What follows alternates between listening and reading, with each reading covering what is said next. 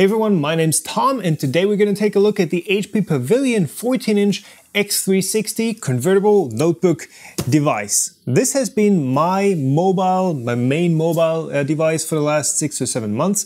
I've greatly enjoyed it. There were some really strong reasons why I picked this very laptop, and we're going to go over why I picked this one and why I'm finally moving on to something that suits my needs a bit better. So as you can see, this is what looks like a laptop, but of course, being an x360 device, what you can do is not just lay the display flat on the table, but you can actually keep bending it over and use it either in what they call tent mode, so basically having a touchscreen right there, or you can fully flip it over and hold it as a tablet like this. However, this is a 14-inch device. It is 1.63 kilograms heavy.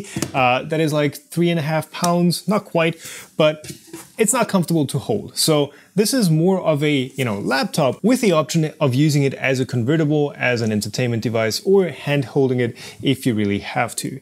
Now, this is the 720 euro BA101 NG version.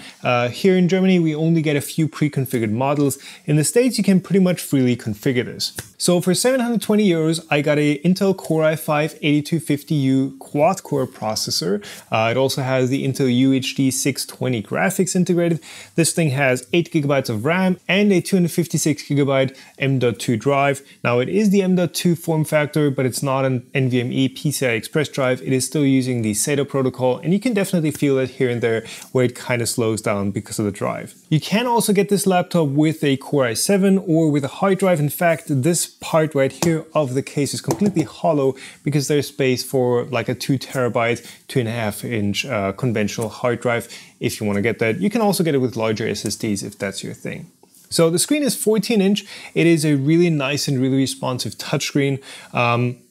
It looks okay. It's an okay screen. It's not the most color accurate. In fact, I've kind of shifted this one around. By default, it has a strong green tint. It is not the brightest panel, and it is a 1080p resolution at 14-inch, which is really okay. I've got Windows scaling set to 125%, so everything is really legible, but not pixelated by any means. So it's a very okay panel. Moving around the chassis, we have this silver aluminum palm rest. This is actually the only aluminum part on the entire laptop. The rest of the device is plastic, so this lid is a bit of a darker plastic. It's spray painted basically. This bottom panel is more of a silvery, lighter, metallic look, so they kind of mismatch. You get used to it, it looks kind of weird. But of course the palm rest right here is actual aluminum. It is an inset piece.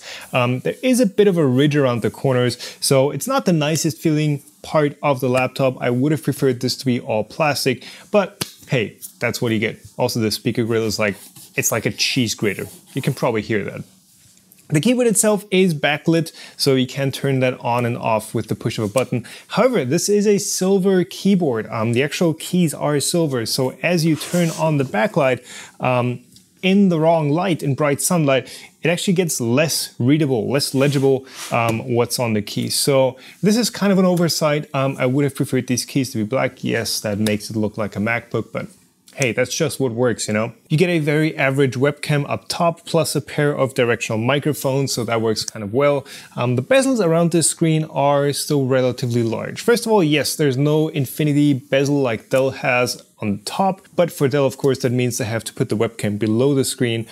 So here the webcam is still above the screen if you care about that at all. The side bezels are still relatively large. The bottom is, as is common for these convertible devices, a bit larger bezel-wise, so you can hold it one-handed like this, which I don't mind. I think is okay, and it doesn't distract in day-to-day use at all.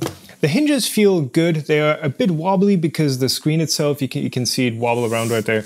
The screen is a bit heavier than your typical screen because it has that extra touchscreen layer on top. It is glossy. The panel itself, I believe, is a matte panel, so you have that kind of double reflection. But overall, it is very usable. What is also very usable is performance on this. So as I mentioned, it is a quad core, so the CPU part of it is definitely on the faster side for what you can get in a relatively compact laptop these days. The graphics part of this, being just the integrated Intel UHD 620, is not that spectacular. I use it for just, day-to-day tasks, doing some web surfing, copying footage off of SD cards and onto hard drives. For that, you know, you don't need the graphics card much. I also used to do some video editing on this while I was on an airplane. And for that, it is just barely fast enough. You can definitely feel it struggling there. So one of the upgrades that this laptop can come with is an NVIDIA MX940 graphics card. However, that isn't really any faster than what is built into the Intel CPU anyways. So it's not an upgrade that I would recommend if you were to get this very laptop. So a bit more on the input devices. You have the keyboard. The keyboard feels good. It is very usable. It's just a very, it's a very average keyboard. I have nothing to complain about. There's almost no flex in here. The trackpad, honestly, I don't use the trackpad much because you have a touchscreen. So what I typically do is I just reach out to the screen if I'm using it like this. It is for me much faster to just go boop instead of pushing the cursor around and aiming for whatever button you want to press. Also, you can do like this where you can scroll through web pages, just, holding it kind of like a phone. So that is very nice. So the touchpad for me really didn't get that much use, but it is a very good touchpad nonetheless. Moving around the laptop for connectivity, on the left side you have the power button, which is on the side, since you can turn it on either in a laptop mode or fully flipped over as a tablet. You can still reach that power button. You have your standard lock port, you have a headphone jack, and a volume rocker. Again, that is active both in laptop mode and in fully converted tablet mode. You can adjust the volume right there. On the opposite side, we have the regular barrel jack for power. We have a charge indicator. We have a full-size HDMI, which is nice to see. 2 USB 3 ports in the standard A size, USB-A. 1 USB Type-C, this is not a Thunderbolt, and a full-size SD card slot. That was actually one of the main reasons why I got this laptop instead of something smaller and lighter like a Spectre, simply because I use full-size SD cards on the camera that I'm shooting on right now, which is a GH5. So that was a big selling point for me. However, I've since moved on to micro SD cards, which opens up a whole new range of laptops for me. One peculiar thing about this laptop being a convertible and being a bit heavier on the display side, as I've already mentioned, is that as you take it out of the box, it doesn't stand very well by itself. So what I had to do is I had to add these extra little feet back here. By default, these feet basically just reach to here, and I had to extend it a bit further back. So these are rubber strips that I taped on here, because otherwise this laptop would be rocking back and forth as soon as you touched the touchscreen, or even just, had the screen back too far, it would start rocking back, which is a major design flaw, I think. So for me, I really like just having the touchscreen on a laptop. It is just so convenient. By the way, this is also pen compatible. So if you have an N-Trick pen, it's the same type that you can use with Microsoft Surface. You can also draw on this. It is pressure sensitive. It is a really good experience. But yes, for me, I really like the touchscreen experience on a laptop. I also like the fact that it is reasonably powerful with the quad core. But let's get into why I'm actually moving on from this device onto something a bit sleeker. The first one is storage. For me, I found that I'd always have to carry around one of those 2.5-inch, external hard drives because I didn't get it with a hard drive built in. It is also a bit of a pain to actually get a hard drive in here because it's not just open up the case and plop it in. You actually need a special adapter, which is almost as much as the hard drive itself that you'd insert. And at that point, it's like, yeah, you're getting very little value for your money. The second thing that this laptop really doesn't do well for me is performance. Yes, the quad core is nice, but the graphics are really lacking. For exporting video from Premiere, the GPU is really important, especially at this lower performance level. So the Intel UHD 620 is really struggling with video and even with gaming. Like you cannot game on this unless it's like a really low demand game. If so, it's 720, and that just doesn't look all that great on that screen. Forget about playing anything modern like Overwatch on 1080p. Even at 720, it doesn't run well. So graphics performance and video editing performance definitely could be improved on this. Now, the last, I guess, 2 bits are, first of all, the screen. I wish it was just a bit brighter to be a bit more usable outside. And the second one of that is battery life.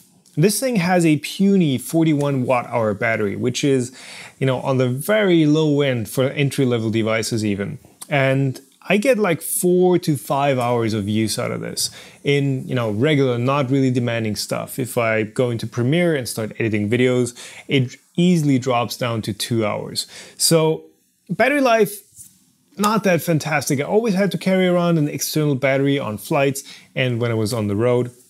So for me, that just wasn't good enough. So yeah, overall, if you don't mind the screen, the relatively low battery life, and just the form factor of being a 14-inch with relatively, by today's standards, with relatively large bezels, this is really a good laptop. After all, I was happy using this for 7 months. But if you're looking for something a bit more performy, this Pavillion might not be the right choice for you. In fact, we have a laptop coming up, which is going to be my new daily driver that does, I think, all this does, but better at a similar price point, and is just a much nicer device. So yeah, if you want to get one of these, you can find the links to that below in the video description. As always, thank you for watching, and I'll see you in the next one.